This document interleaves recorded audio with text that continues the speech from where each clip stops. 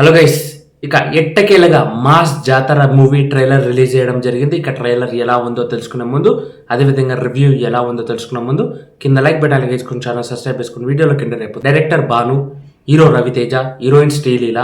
ఇక ఈ సినిమా కథా విశేషానికి వచ్చేస్తే మన విలన్ హీరో మధ్యలో ఉండబోతున్న యుద్ధం ఇది.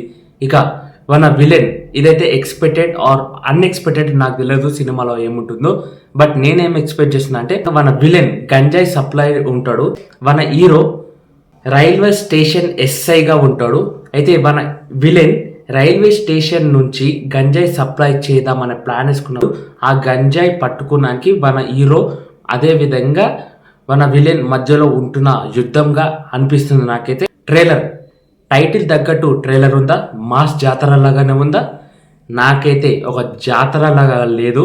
సినిమాలో ఉన్న పార్ట్స్ని, ఎక్కడెక్కడ ఉన్న పార్ట్స్ని తీసుకొచ్చి హై మూమెంట్స్ పార్ట్స్ని తీసుకొచ్చి ఈ ముందులో పెట్టడం, కొన్ని జోక్స్ సీన్స్ చేయడం, ఇది వర్కౌట్ అయిందంటే ట్రైలర్లో నార్మల్ అని చెప్పలేను, ఉత్తమ్ నార్మల్ అని చెప్పలేను. అంటే ఎక్స్పెక్ట్ చేస్తున్నాం మనం చాలా మాస్ జాతరలా ఉంటుందని, కానీ స్టార్టింగ్ నుంచి ఎండ్ దాకా అయితే ఫైట్ సీన్స్ అయితే బీభత్సంగా ఉందని చెప్పుకోవచ్చు. కంప్లీట్ గా ఫైట్ సీన్స్ చూడబోతున్నాం ఈ సినిమాలో. అదేవిధంగా ట్రైలర్లో ఎంతైతే ఫైట్ సీన్స్ చూసామో అంతకు మించిన ఫైట్ సీన్స్ ఉంటాయని ఎక్స్పెక్ట్ చేస్తున్నాను సినిమాలో నేనైతే. After seeing in the trailer key points in the story, మన హీరో రైల్వే ఎస్ఏగా ఉంటాడు. అదేవిధంగా మన విలన్, ఈ కీ పాయింట్స్ మన హీరో విలన్ల మధ్యలో జరుగుతున్న యుద్ధం ఇది. ఫైట్ సీన్స్తో ఉండబోతున్న సినిమా ఇది.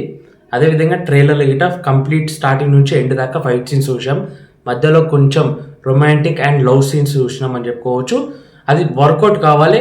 అదేవిధంగా మెయిన్ ఇంపార్టెంట్, ఈ సినిమాలో విలన్ పాత్ర చాలా స్ట్రాంగ్గా ఉండాలి. ఆషామాషిగా ఉంటే సినిమా అనేది నడవదు. నిజంగా చెప్తున్నాను, ఆఫ్టర్ సీయింగ్ ట్రైలర్ ఈ మాట అంటున్నాను. గట్టిగా ఉండాలి సినిమాలో విలన్. చూద్దాం సినిమాలో విలన్ ఎలా ఉండబోతున్నాడు అనేది.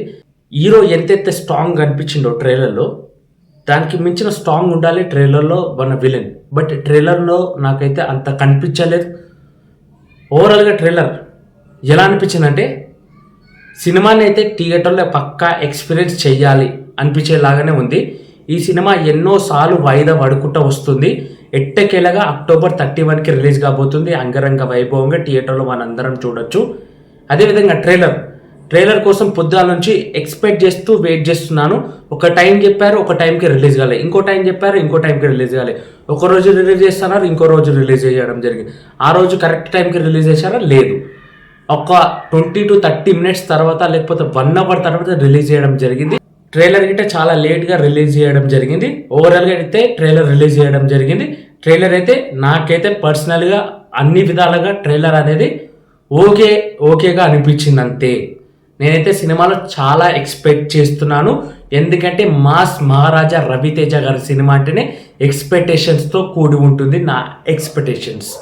ఇక మరి మీకేమనిపిస్తుంది ఒక్కసారి కామెంట్ సెక్షన్ కామెంట్ చేస్తూ, ఇదివరకు మీ అందరు ట్రైలర్ చూసారా? చూడకపోతే ఒకసారి డిస్క్రిప్షన్లో ఉంటుంది, ట్రైలర్ చూడండి.